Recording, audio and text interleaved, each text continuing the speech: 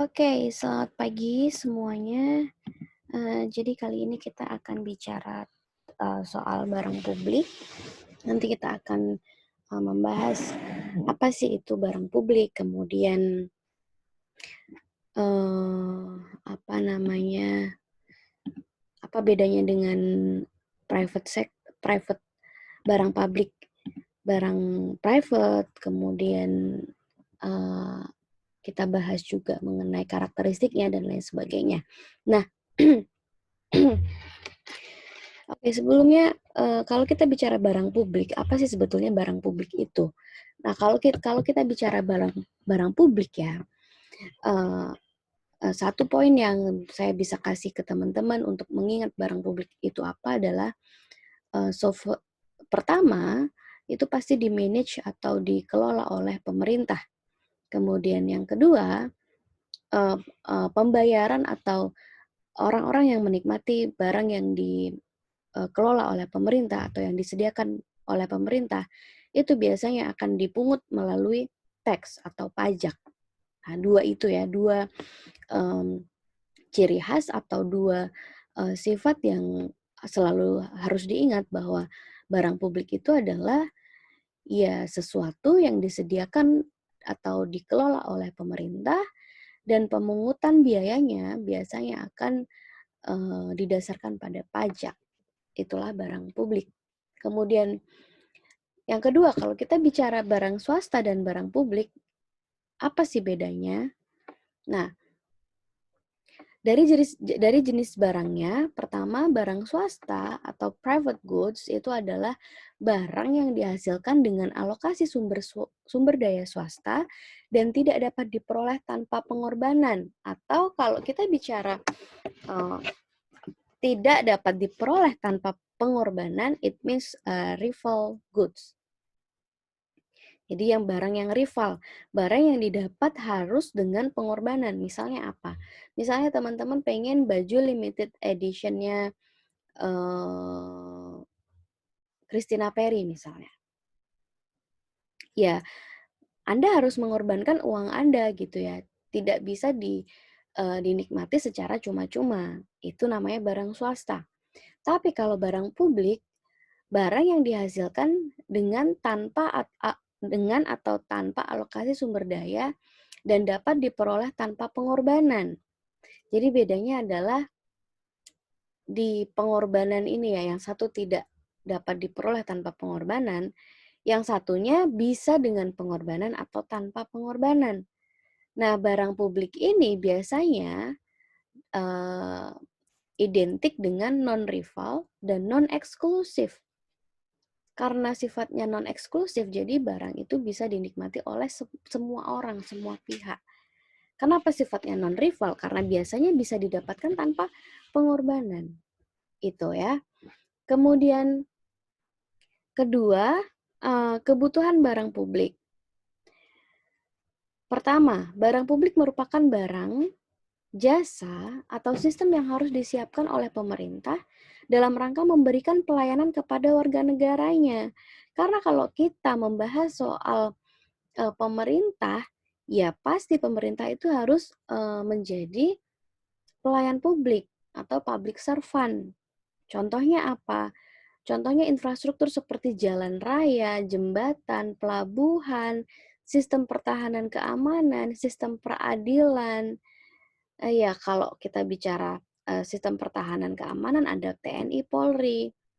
Kemudian bagaimana eh, jalan itu bisa dinikmati orang dengan baik. Makanya kalau kita menyoal nawacita Jokowi, salah satunya adalah pembangunan infrastruktur besar-besaran di daerah terpencil, terpinggir, terluar. Nah, itu adalah salah satunya untuk memberikan pelayanan kepada publik yang maksimal, yang baik gitu. Biar kalau orang misalnya kita kita ke pelosok kemudian jalannya susah dilalui oleh kendaraan seperti mobil, bus, kemudian even motor misalnya, aksesnya kan jadi susah. Orang misalnya mau ke rumah sakit, sakit ya, harusnya bisa ditempuh dengan waktu 20 menit misalnya, dengan jalan yang baik-baik saja, jalan yang sudah bagus, dia harus menempuh dengan misalnya 1 jam. Kenapa? Karena kondisi jalan atau aksesnya yang tidak memungkinkan.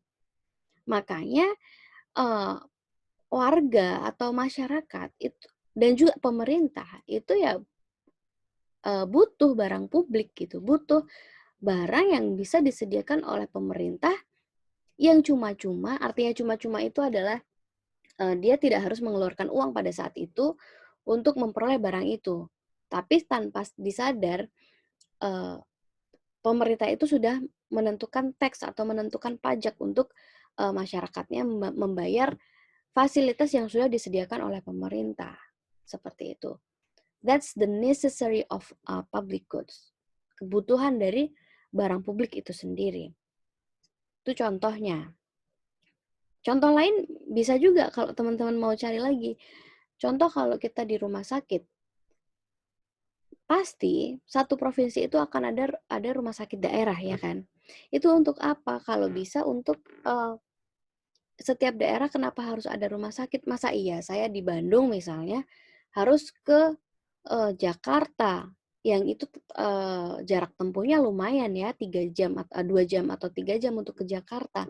Sedangkan saya ini kritis gitu kan. Nah, makanya kenapa ada at least ada rumah sakit daerah, kemudian dibangun puskesmas yang ada di kecamatan karena agar jarak fasilitas umum yang disediakan oleh pemerintah itu dekat dengan rakyatnya.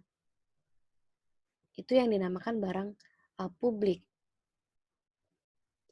Oke, kemudian ya jembatan untuk menghubungkan satu dengan yang lain gitu ya, untuk mempermudah akses. Nah, kalau kita kaitkan dengan ekonomi, kenapa barang publik itu penting seperti jalan raya, jembatan, pelabuhan dan lain sebagainya?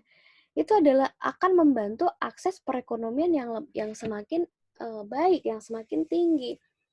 Contoh ya, kalau kita mau dari Sumatera mau mengirim barang atau mengirim sayuran buah-buahan ke Jawa misalnya. Kalau nggak ada jembatan, nggak ada pelabuhan, itu take a long time kan? Itu membutuhkan waktu yang sangat lama mungkin. Tapi karena untuk memfasilitasi agar supaya rantai dari ekonomi itu berjalan dengan baik, maka pemerintah menyediakan barang publik seperti jembatan, pelabuhan, jalan raya, dan yang lain. Kemudian pengadaan barang publik dapat dilakukan oleh pemerintah atau perusahaan. Nah, ini catatannya ya, bahwa sekarang itu zamannya kolaborasi, bukan zamannya lagi pemerintah itu kerja sendiri. Nah, makanya kalau kita bicara barang publik bisa dilakukan oleh perusahaan, tetapi harus memiliki sifat-sifat yang pertama tidak eksklusif. Jadi pemilik barang tidak bisa mencegah seseorang untuk menggunakan barang tersebut. Pengguna barang tidak bisa dipaksa untuk membayar. Misalnya Taman Monas, kemudian jalan raya, masjid. Nah, I mean pemerintah itu akan kalau teman-teman tahu pengadaan barang dan jasa di pemerintahan, yang menang tender adalah perusahaan asing, perusahaan lokal. Inilah yang dimaksud dengan pengadaan barang itu bisa dilakukan oleh pemerintah itu sendiri ataupun perusahaan. Tetapi kalau kita bicara perusahaan adalah perusahaan yang akan diajak kerjasama untuk menyediakan barang tersebut oleh pemerintah. Itu poinnya. Pembangunannya itu boleh dilakukan oleh perusahaan, tetapi kerjasama atau yang memilih tender itu adalah pemerintah. Seperti itu. Yang kedua, tidak ada persaingan atau non-rival. Dalam penggunaan barang publik oleh seseorang tidak menyebabkan kepuasan orang lain untuk menggunakan barang tersebut menjadi berkurang. Contohnya adalah kepuasan seseorang yang menghirup udara segar di taman kota tidak berkurang karena adanya orang lain yang melakukan hal yang sama. Saya menghirup udara di kota Medan. Kamu menghirup udara di kota Medan juga, di taman itu juga. Akan berkurang nggak? Tidak kan? Jadi artinya barang yang disediakan oleh pemerintah yang bekerja sama dengan perusahaan itu kalau tidak boleh ada persaingan. Jadi kalau misalnya, oh kalau kamu nggak cepet-cepet ngambil barang itu akan habis. No. Barang publik itu sifatnya sekali lagi non-excludable atau non-eksklusif dan juga non-rival. Tidak ada persaingan. Oke, kemudian terdapat barang publik yang tidak eksklusif, tapi kepuasannya penggunaannya akan turun karena banyaknya pengguna pada suatu waktu tertentu. Nah, this one is the note. Ini adalah catatan pentingnya bahwa ketika kita bicara barang publik itu adalah barang yang tidak rival dan juga tidak eksklusif, ya. Tetapi ada barang yang ya itu nggak eksklusif gitu kan. Itu tidak eksklusif, tetapi kepuasan penggunaannya akan habis, akan turun nantinya. Karena waktu. Kenapa? Misalnya karena banyaknya mobil yang menggunakan jalan raya sehingga menjadi macet. Dalam hal ini, walaupun penggunanya tidak dipungut bayaran, namun kepuasan pengguna menjadi berkurang. Ya, itu contohnya. Teman-teman bisa cari contoh yang lain nanti. Kemudian sebaliknya, terdapat juga barang-barang publik yang eksklusif, namun tidak ada persaingan bagi penggunanya. Contohnya internet. Internet itu eksklusif ya, dan fasilitas telekomunikasi. Untuk menggunakan barang tersebut tidak gratis. Namun seorang pengguna tidak terganggu kepuasannya karena ada orang lain yang menggunakan produk yang sama. Ya, itu macamnya, jenisnya. Jadi ada barang publik yang tidak eksklusif tapi habis, ada juga yang barang publik yang eksklusif tapi nggak ada persaingan. Gitu. That's fine. Kamu mau menggunakan internet yang sama, wifi yang sama, that's okay gitu ya. Tapi Anda harus membayar misalnya. Karena eksklusif barang publik di suatu tempat, misalnya kalau kita bisa bicara di Jogja itu ada apa namanya, misalnya kita di suatu tempat, kalau kita mau menggunakan wifi, kita harus bayar misalnya untuk whole day atau 1 hari itu bayar 5.000. Oke, kita bayar. Berarti kita ada yang dikorbankan kan, karena ada yang dikorbankan, maka itu eksklusif. Orang yang tidak punya uang 5.000, dia nggak bisa menggunakan fasilitas itu kan. Tapi there is no rival, nggak ada persaingan gitu. Kenapa? Karena ya internet, fasilitas telekomunikasi, kita menggunakan sama, nggak akan habis. Ya udah, that's for you a whole day 5.000, saya juga. Gitu. Ini bedanya rivalry dan juga excludability, pengkhususan. Oke, kalau kita bicara tingkat persaingan antar individu untuk memperoleh manfaat dari suatu barang itu nanti akan diturunkan menjadi rival atau non-rival. Jadi persaingannya tinggi enggak. Jadi kalau kita bicara rival ya tadi misalnya baju limited edition, non-rival misalnya udara. Itu persaingan. Tapi kalau kita bicara pengkhususan atau excludability atau keeksklusivitasan bagi individu dalam memanfaatkan suatu barang. Jadi kalau yang rival itu memperoleh manfaat dari suatu barang, kalau excludability itu adalah bagi individu dalam memanfaatkan suatu barang.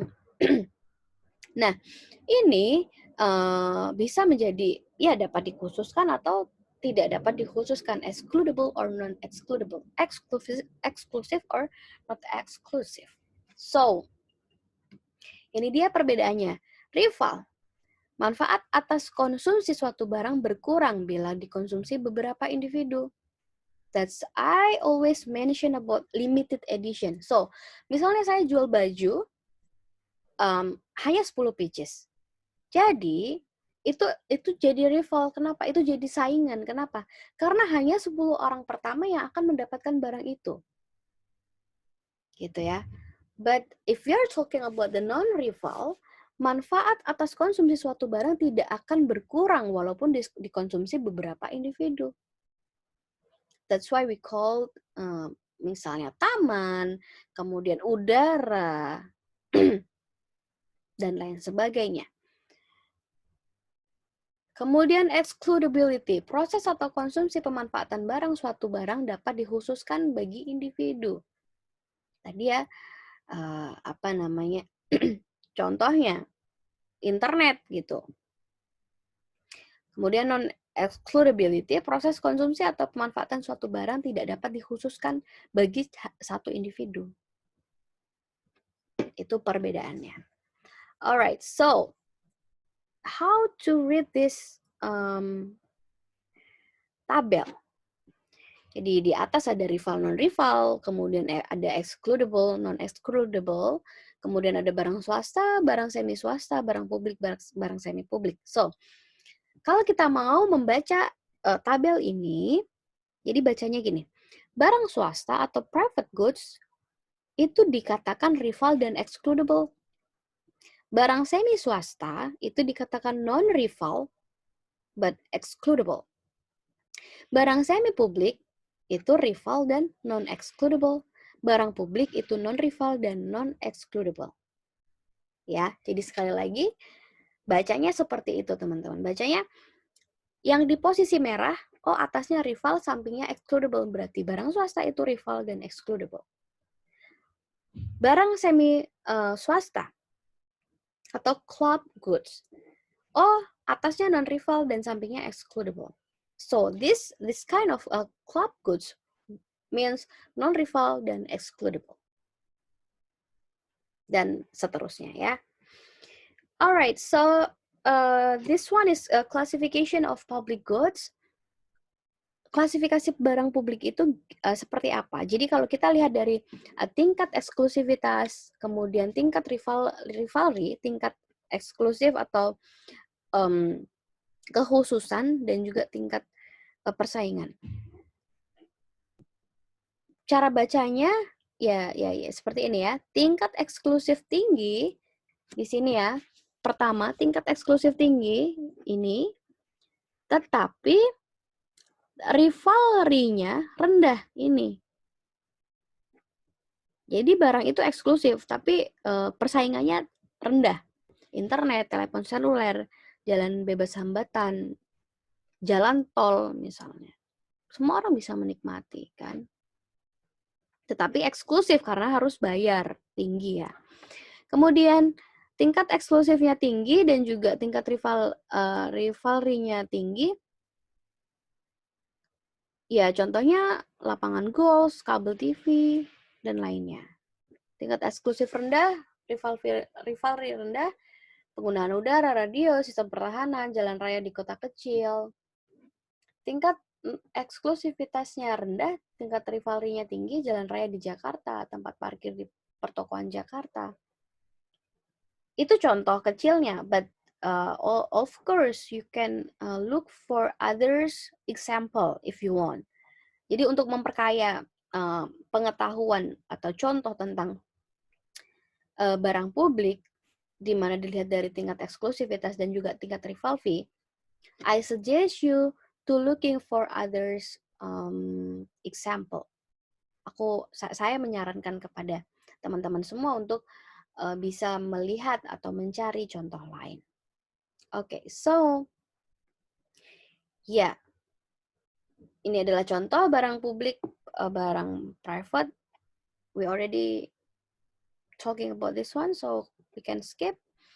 Oke, ini adalah ciri khas atau karakteristik dari barang pribadi dan juga barang publik.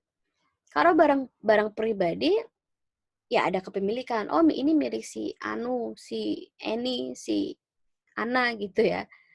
Jumlahnya terbatas, dibutuhkan pengorbanan untuk memilikinya, ada kelembagaan atau pasar yang menyeimbangkan permintaan dan persediaan dengan harga sebagai indikator penyeimbang. Tapi kalau barang publik, that means semua milik barang bersama or free, tidak ada kepemilikan. Pasti kepemilikan itu ya milik pemerintah. Jumlahnya tidak terbatas. Atau kalau kita nggak bicara tidak dimiliki oleh pemerintah udara. Udara yang punya siapa? Nggak ada. But ya Tuhan gitu ya.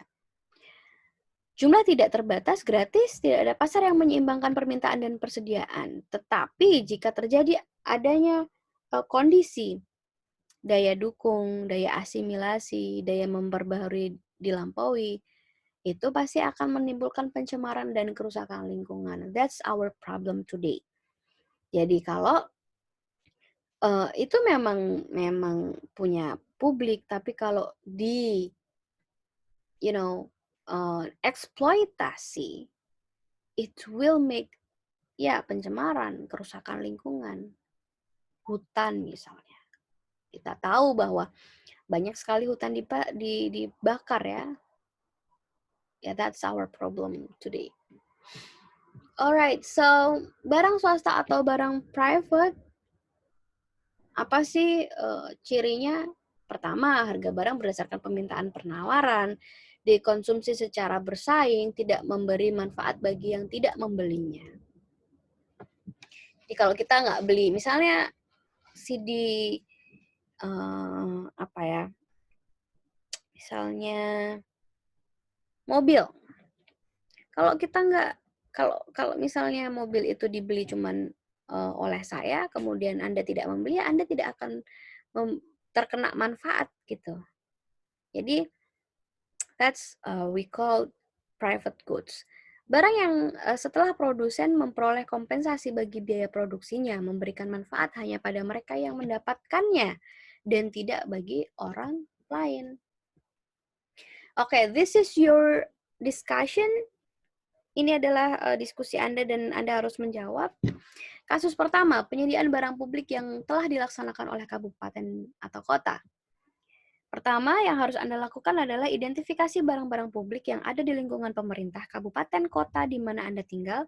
Misalnya Anda tinggal di kota Ciamis, kota Jakarta, kota Yogyakarta, atau kota mana lagi? Malang. Anda memilih satu, I mean like bukan saat ini Anda tinggal ya. Kalau Anda saat ini tinggal di Jogja ya nanti semuanya ngambil Jogja. Tapi Anda berasal dari mana, kemudian pilih salah satu kota untuk diidentifikasi. Oke, kedua, identifikasi siapa saja penyedia barang publik tersebut. Apakah pemerintah atau swasta, atau perusahaan atau individu. Jadi misalnya di kota Anda ada lampu, ada jalan raya, ada taman, ada apa lagi? Ya barang publik yang bisa dinikmati oleh banyak orang. Kalian mengidentifikasi itu dan yang menyediakan siapa? Oke, terus pertanyaan ketiga, menurut Anda apakah penyediaan barang-barang publik tersebut sudah tepat, efisien bagi pemerintah dan juga masyarakatnya? Jelaskan mengapa demikian. Oke, so please answer with a reason. Jadi jawabnya dengan alasan ya. That's the first case. Kemudian yang kedua, setelah kita bicara penyediaan barang yang telah dilaksanakan, masih kota yang sama, penyediaan barang publik yang belum dilaksanakan. Teman-teman pilih kotanya satu aja. Jadi misalnya dari kasus pertama udah menyebut atau mention atau memilih Malang. So you guys just follow the first city to answer the second question. Ya, jadi kalau Malang yang dipilih ya udah untuk menjawab pertanyaan nomor 1 dan 2 ya Malang aja. Gak usah, pertama Malang, kedua Bandung. No. Only one city. Pertama, identifikasi barang-barang publik yang seharusnya ada di lingkungan pemerintahan kabupaten kota di mana Anda tinggal. Namun barang itu sampai saat ini belum tersedia.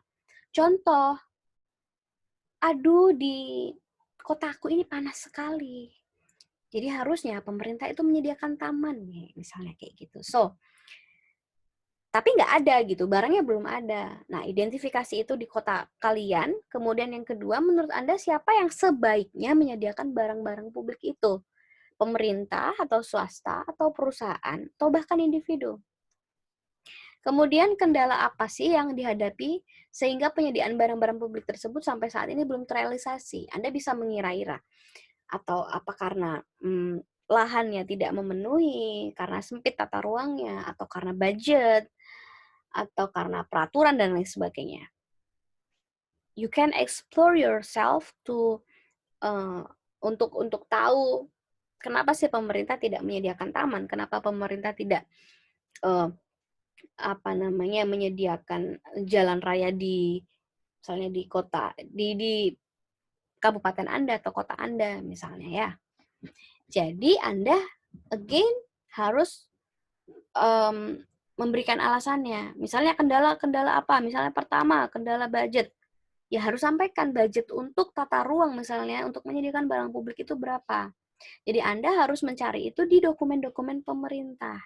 Gitu ya. Jadi kalau kuliah itu nggak hanya kayak misalnya SMA, kita hanya menyebutkan, tapi kita menyebutkan dengan memberikan alasan atau rasionalitas yang jelas, sehingga pendapat Anda itu bisa diterima atau bisa dilogika oleh orang yang akan membaca. Oke, kita masuk ke eksternalitas. Ini saya sudah bahas minggu kemarin ya, 2 minggu yang lalu soal eksternalitas. Sebetulnya apa sih eksternalitas? Oke, ada 4 poin di sini. Biaya manfaat transaksi pasar yang tidak tercermin di dalam harga. Ada pihak ketiga yang terkena dampak atau produksi, konsumsi. Harga barang dan jasa tidak mencerminkan biaya sosial marginal. Dan yang terakhir, manfaat atau biaya pihak ketiga tidak diperhatikan oleh pembeli atau penjual. Sehingga benefit and cost-nya tidak dapat diperhitungkan secara langsung dalam proses produksi barang atau jasa. Maka harga atas barang atau jasa itu sulit atau tidak dapat ditentukan oleh pasar. Itu eksternalitas. Nah, eksternalitas itu meliputi apa? Kalau dari Misan 1990 ada external factors, ada neighbor effect, side effect, spillover effect. Nah, bentuknya saya pernah ya membahas bahwa eksternalitas itu bisa berdampak suatu positif atau sebaliknya negatif gitu. Nah, ini jenis eksternalitas. Bisa karena dampak eksternal, dampak tetangga, sisi dampak, kemudian ada dampak kelebihan. Gitu. Konsekuensinya adanya eksternalitas adalah, ini kita juga pernah bahas ya, ada munculnya free rider dan juga adanya inefisiensi pasar. Jenis eksternalitas, oke, kita akan bahas di sini. Pertama, eksternalitas itu produsen ke produsen lain. Nah, aktivitas yang mengakibatkan terjadinya perubahan atau penggeseran fungsi produksi dari produksi lain. Contohnya, dampak atau efek dalam bentuk biaya pemurnian atau pembersihan air yang dipakai oleh produsen hilir yang terkena pencemaran air akibat dari produsen hulu. Nah, itu ya. Jadi, kalau kita bicara sungai, ada yang perusahaan di hulu dan juga di hilir. Nah, ini adalah contoh dampak eksternalitasnya. Kedua, produsen ke konsumen. Aktivitas yang merubah atau menggeser fungsi. Saya pernah membuat sebuah paper di mana kalau teman-teman tahu Sungai Citarum ya, itu kan banyak sekali pabrik di situ. Kemudian sungai itu menjadi kotor.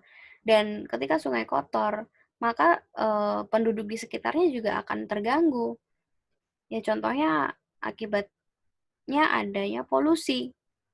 Kemudian menurunnya daya tarik alam dan juga bahaya radiasi yang bisa dirasakan oleh penduduk sekitar. Ya walaupun kita tidak bisa merasakan bahaya radiasi di dalam satu atau 2 tahun ke depan, tetapi kalau kita bicara jangka panjang ini sangat berpengaruh seperti itu. Kemudian konsumen ke konsumen lain.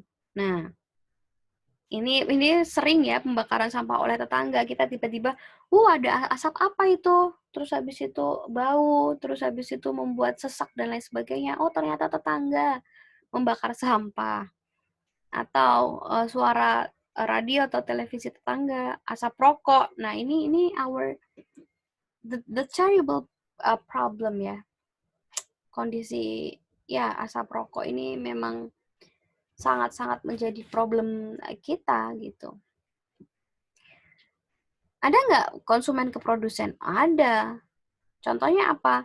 Limbah rumah tangga yang dibuang ke sungai sehingga mengganggu usaha tertentu yang memanfaatkan air tersebut. Misalnya usaha perikanan, misalnya perusahaan air bersih. Jadi tidak hanya produsen atau tidak hanya company tertentu yang membuat bahaya lingkungan sekitar kalau nggak di-maintain dengan baik, tapi konsumen itu juga bisa menimbulkan sebuah eksternalitas yang negatif bagi produsennya. Gitu. Oke. Bentuk eksternalitas lain menurut other scholars mengatakan bahwa eksternalitas itu hanya ada 2, yang bisa habis dan yang tidak bisa habis.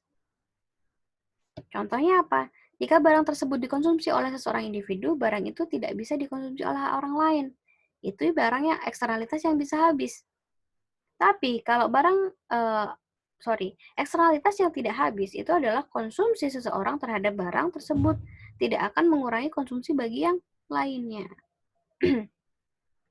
Oke, that's the last one. Mengatasi eksternalitas itu gimana sih? Menghandle ini gimana? Regulasinya adalah misalnya EPI, Environmental Protection Agency, atau kalau kita bisa ngomong ini di Indonesia, AMDAL, ya. Nah, mewajibkan semua pabrik untuk mengurangi limbahnya hingga 300 ton per tahun. But I don't know our regulation today karena saya nggak membaca seksama di Omnibus Law, karena nampaknya kalau kita lihat banyak sekali perusahaan-perusahaan yang gampang didirikan di Indonesia, maka mungkin AMDAL itu akan dikesampingkan atau bahkan AMDAL itu tidak ada lagi, atau bahkan AMDAL itu hanya sebuah formalitas. But this is kalau kita bicara regulasi ya ranahnya pemerintah ya. Bagaimana pemerintah itu membuat sedemikian rupa agar nggak banyak limbah, kemudian pencemaran udara, tanah, air itu tidak terjadi. Makanya salah satu mengatasi eksternalitas negatif itu dengan adanya regulasi. Tapi kalau kita bicara di Indonesia, again, ya mungkin bisa dibaca di Undang-Undang Omnibus Law tentang pendirian company atau pabrik ya. Kemudian yang kedua, pajak Pigovian. Pajak Pigovian. Nah, pajak Pigovian itu misalnya dia AMDAL atau EPI menggunakan pajak sebesar 5 juta untuk setiap ton limbah yang dibuang oleh pabrik. Jadi ini kita bicara benefit and cost ya. Biar nggak banyak limbah, kalau pabrik itu mengeluarkan limbah setiap tahunnya 10 juta ton misalnya, berapa pajak penerimaan yang bisa diterima oleh pemerintah, ya kan? Tapi kita nggak bisa sesimpel itu ya. Tetapi pajak Pigovian ini di beberapa negara berhasil karena perusahaan sendiri nggak mau rugi, nggak mau bayar ke pemerintah karena biaya produksi saja sudah mungkin mahal. Jadi gimana mereka itu supaya meminimalisir limbahnya. Jadi biar nggak menjawab. Kemudian corporate social responsibility, tanggung jawab sosial perusahaan, ini juga di kita sudah ada ya.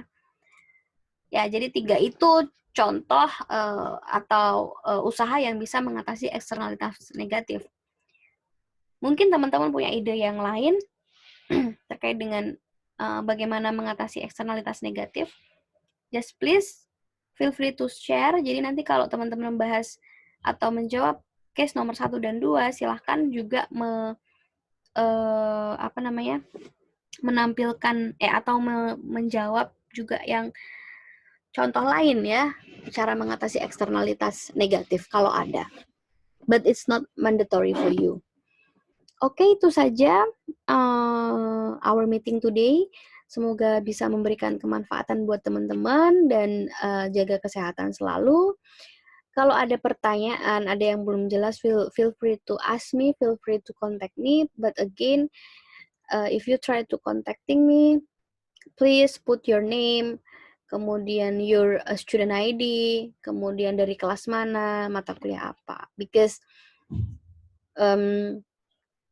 kadang kita lupa dengan mahasiswa kita sendiri yang karena kan nggak hanya ngampu satu kelas ya, jadi jangan kepedean kalau sudah ngeteks pertama, oh berarti Mbak Helen akan hafal selanjutnya. No, gitu ya. Jadi biar sama-sama tahu, oh ini si ini, kelas ini, mata kuliah ini. Jadi jawabnya juga nggak akan